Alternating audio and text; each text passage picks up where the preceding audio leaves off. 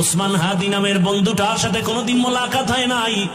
ও আল্লাহ, কিন্তু একটা পশু কেউ যদি আক্রমণ করে পশুর উপরে সহ্য করা যায় না, আর সেখানে একটা তাজা প্রাণ চলে যাবে। আয় আল্লাহ, এটা অন্তরকে মানানো যায় না। আয় আল্লাহ তাআলা, আপনার কুদরতের ফয়সালা। আয় আল্লাহ, আজকে শুনলাম তিনি দুনিয়াতে জিন্দা নাই। আয় আল্লাহ, তাকে শাহাদাতের মর্যাদা দান করেন। এরকম আমার কলিজার যত যুবক,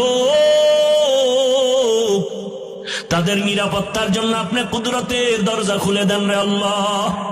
আমার যুবকদেরকে দিনের খাদেম বানায় দেন। আয় আল্লাহ, প্রত্যেকটা যুবকের দেশের জন্য আপনি ঢাল বানায় দেন। আয় আল্লাহ, কত যুবকের কথা শুনলে কলিজাটা ঠান্ডা হয়ে যায়। আমরা দিনের কাজ করি, দেশের কাজ করি, জনগণের পেছনে খেদমত করি এক লাইনে, আর আমার যুবক বাবারা কিছু আছে তারা ভিন্ন লাইনেই দেশের জন্য কাজ করেন, জনগণের জন্য কাজ করেন।